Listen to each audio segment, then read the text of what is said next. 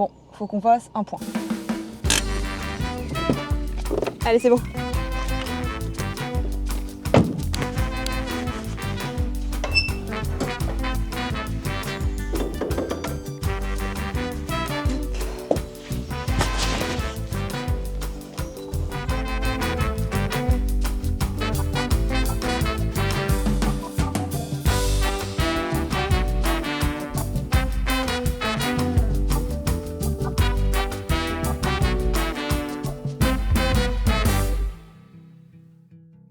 Bon, il est temps qu'on fasse un point sur l'avancée de l'écurie et sur les épisodes YouTube qui sont totalement en vrac. Aujourd'hui, ça va marquer un petit peu la fin des gros travaux de l'aménagement de l'écurie. Et il faut aussi que je vous remette un petit peu dans l'ordre tous les épisodes parce qu'on s'était arrêté à l'épisode 3 de la création de l'écurie où justement les chevaux devaient arriver dans le prochain épisode. Et donc comme j'étais totalement en retard sur les montages de ces épisodes-là, en attendant Galib et Albus sont arrivés, je vous ai refait des vlogs, etc. Donc les épisodes n'étaient plus du tout dans l'ordre et vous avez loupé quelques petits passages d'aménagement de l'écurie. Vous avez loupé aussi l'arrivée de nos chevaux sur l'écurie. Donc on va profiter de cette vidéo là pour passer en revue un petit peu toutes les petites choses qu'on a aménagées et que vous avez loupées en fait, pour vous faire aussi un petit tour de l'écurie, pour vous montrer un petit peu comment les différentes zones sont aménagées, à quelle fréquence les chevaux y ont accès, etc. Notre fonctionnement aussi depuis la mise à l'herbe qui a débuté là il y a quelques semaines. Et quand je vous dis que cet épisode va marquer la fin de l'aménagement, enfin des gros travaux d'aménagement hein, parce qu'il y a toujours des petites choses à faire, c'est parce qu'on a commencé à aménager donc la dernière partie où les chevaux auront accès. On n'avait pas du tout commencé, qu'on avait laissé un peu de côté parce qu'on n'avait pas du tout le temps de le faire. Mais voilà, je profite de cette vidéo vraiment pour faire un gros tour d'écurie, un gros résumé de ce qui s'est passé, de ce qu'on a fait, du fonctionnement, etc. Et de là où on en est rendu actuellement, sachant que bon, c'est en constante évolution encore une fois.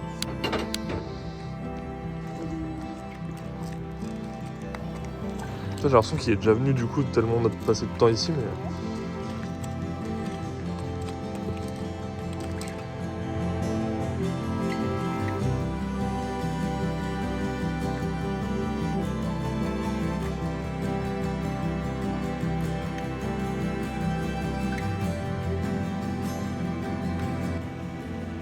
Ah, j'ai les copains qui arrivent, Dini. Dini, reste là. Au revoir.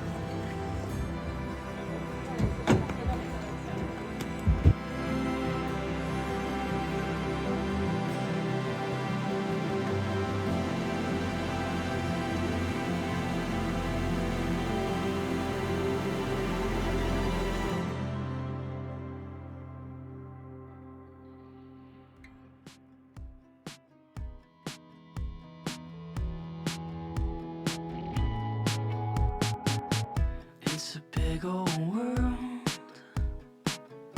So what did I miss? California girl, Oregon bliss. Alright.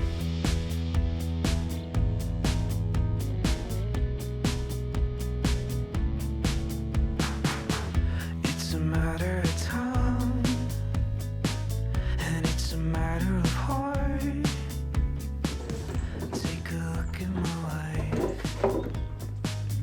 Let's go back to the start. And I don't know why I'm standing here while the rain is falling down. And I don't know why it's crystal clear. What could go wrong? What could go wrong? It's a picture perfect kind of world with you. World with you. It's a picture perfect kind of world with you, world with you.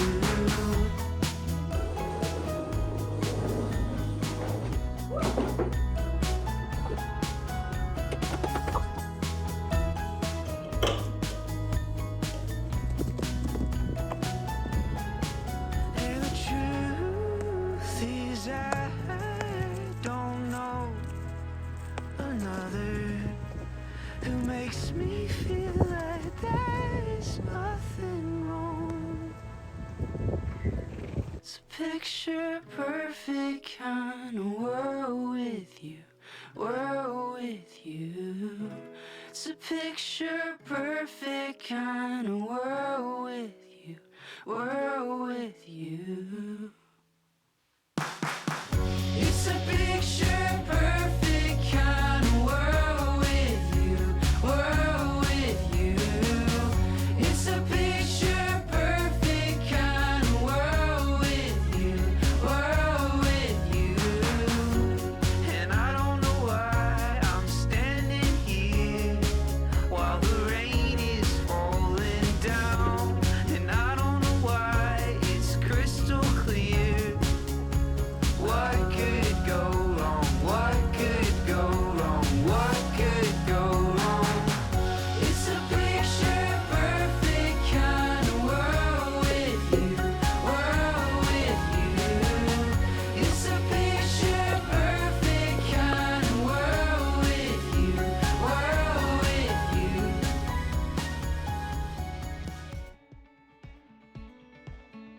Au moment où les chevaux sont arrivés, on avait fini d'aménager et de clôturer la partie haute de l'écurie. Et après, on s'est attaqué à la partie basse avec la deuxième dalle, les pistes autour de la carrière et la prairie du bas. On a commencé par créer un deuxième espace sur la dalle béton qui accueillera le râtelier.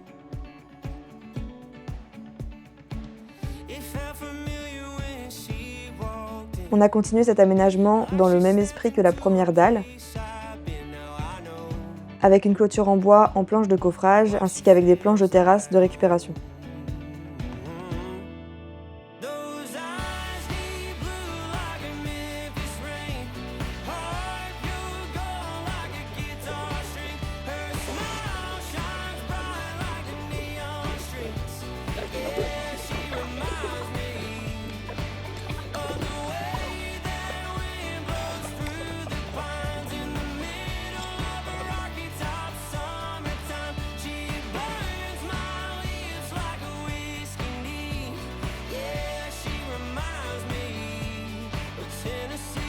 On a également construit le portail à partir d'une grande palette.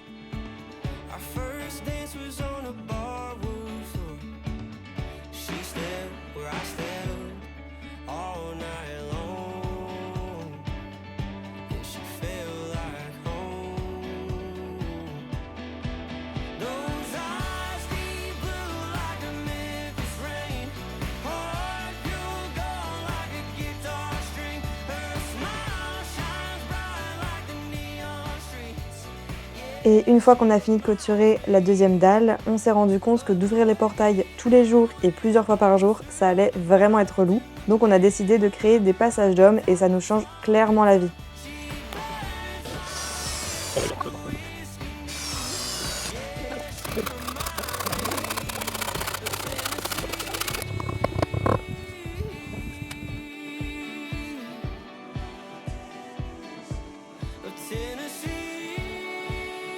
Et je vais vous épargner toute la partie de remise en propre du circuit électrique parce que c'était très long et pas très intéressant.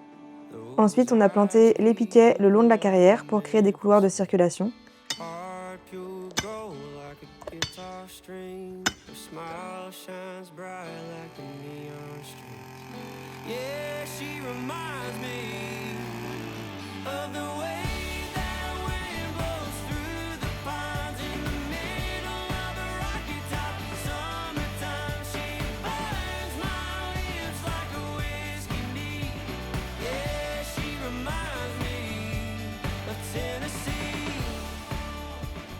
Et récemment, on a fini de clôturer la partie du bas qu'on a séparée en 3 paddocks pour pouvoir continuer nos rotations de parcelles.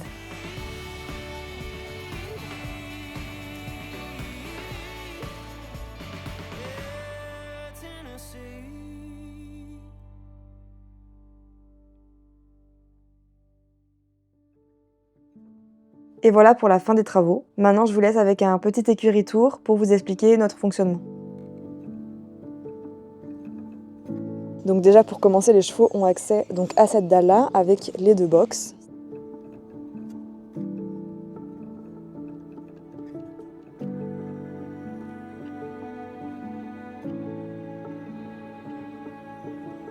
Et ensuite, ils ont tout ce chemin-là pour monter jusqu'au paddock du haut.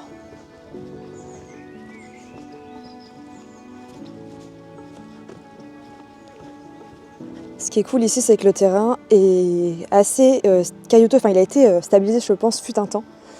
Donc le fond du sol est quand même assez stable.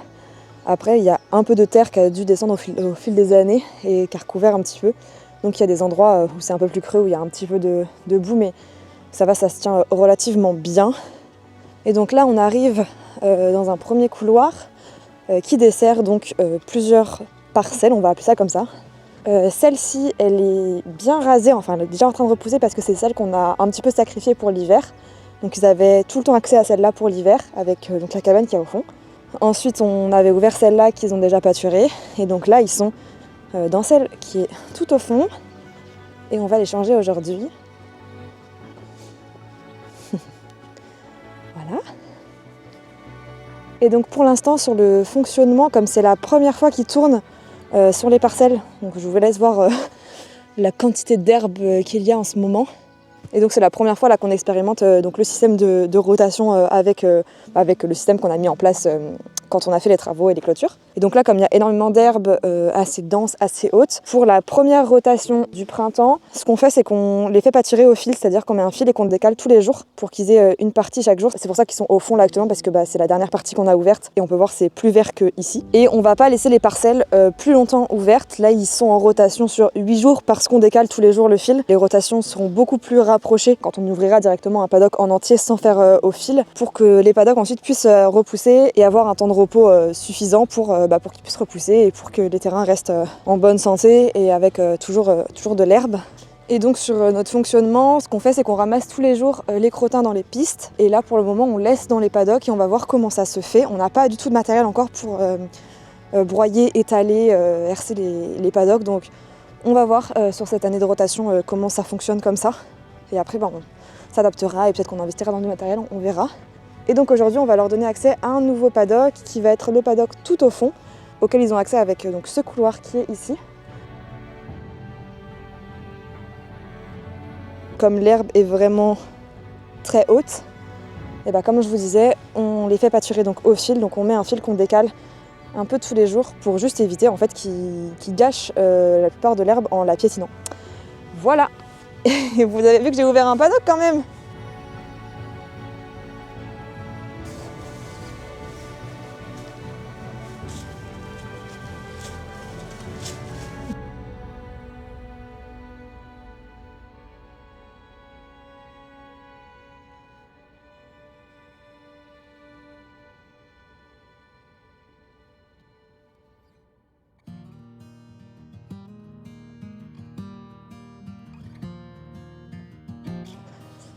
Hop, et ensuite on vient refermer le paddock là pour qu'il puisse se reposer à son tour.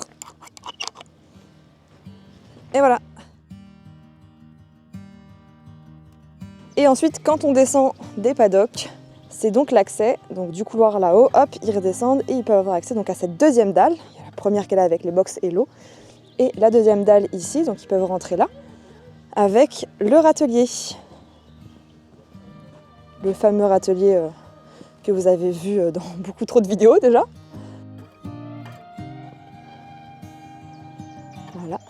Et de cette dalle-là, ils peuvent donc continuer et descendre dans le chemin ici. Et ensuite, ils peuvent accéder, donc là c'est fermé comme Galib et Albus sont juste à côté, pour l'instant ils n'ont pas accès. Mais donc d'habitude ils ont accès à la carrière par ici, où ils peuvent... souvent ils passent du temps pour dormir ici, ils aiment bien comme c'est du sable, c'est plutôt confortable.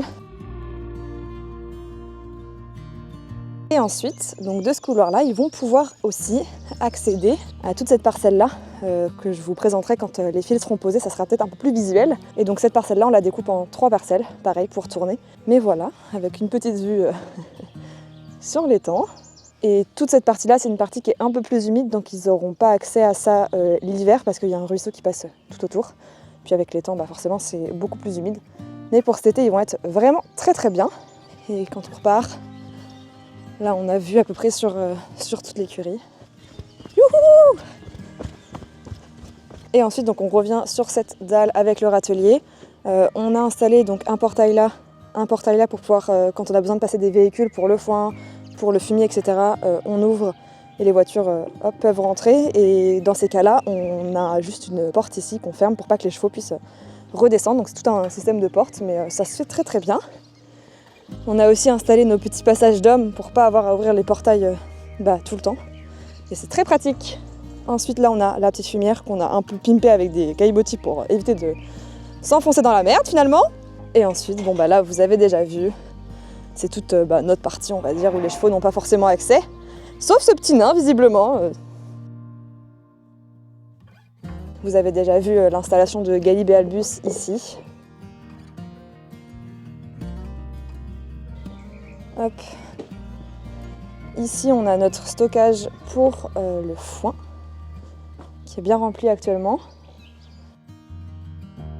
Et ensuite, là c'est l'endroit que vous voyez très régulièrement, c'est donc la grainerie, je sais pas trop comment on dit.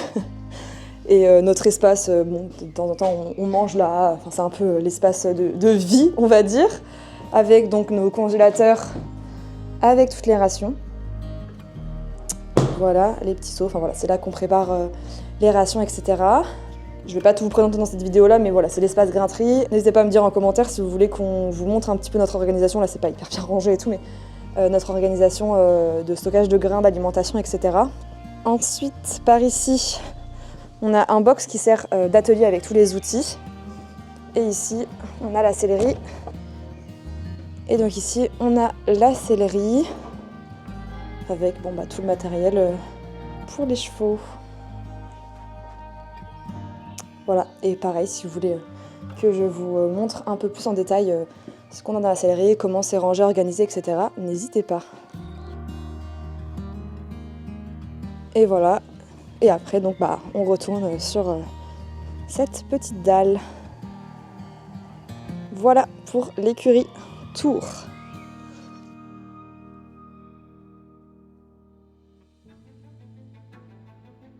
Et je vous reprends une dernière fois en face cam parce que j'ai un gros projet qui arrive très bientôt à vous annoncer. Et donc je vais aussi profiter de cette vidéo. Alors ouais, cette vidéo elle a beaucoup de buts, mais voilà, ça vous fait un petit tour d'horizon de ce qui se passe sur l'écurie et de ce qui va se passer aussi sur la chaîne YouTube là très prochainement. Parce que à l'heure où je vous tourne cette vidéo, dans une semaine, on décolle pour les États-Unis avec Pierre-Yves, mon copain. Alors là, du coup, ça va être un projet un peu plus, enfin c'est un projet pro pour moi, mais donc pro perso, on va dire. Je sais pas si j'en ai déjà parlé sur cette chaîne YouTube, mais je suis vidéaste professionnelle spécialisée dans les projets éthiques à impact positif dans le milieu des chevaux. Donc ça, c'est mon activité vraiment principale. Et donc, pourquoi je vous parle de ça? Parce que je fais partie de l'équipe du NoCota Experience en tant que vidéaste pour réaliser le documentaire de ce projet.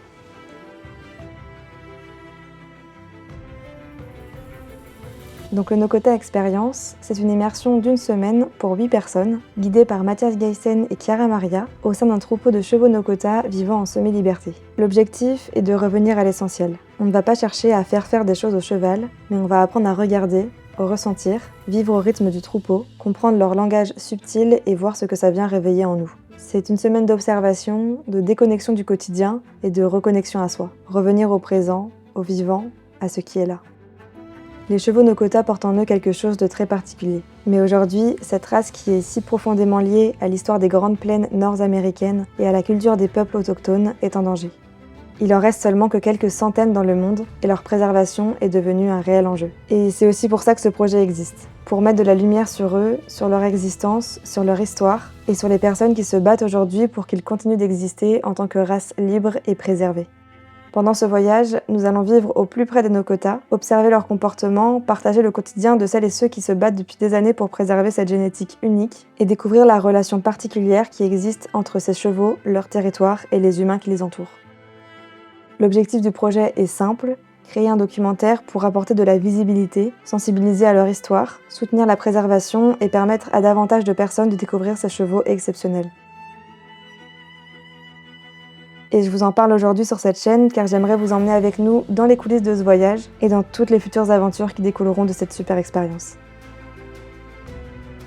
Je suis très curieuse de voir ce qui va se passer là-bas. Ça va autant être très challengeant pour moi professionnellement parlant et autant très nourrissant sur mon rapport avec les chevaux et sur le quotidien avec eux et ma pratique, etc. Si vous voulez plus d'informations, je vous laisse aller checker le compte du NoCota Experience sur les réseaux sociaux. Tous les liens sont dans la description. Voilà, si ça vous dit, je vous embarque avec nous dans cette expérience complètement dingue et on décolle dans une semaine et je suis vraiment pas du tout prête, clairement.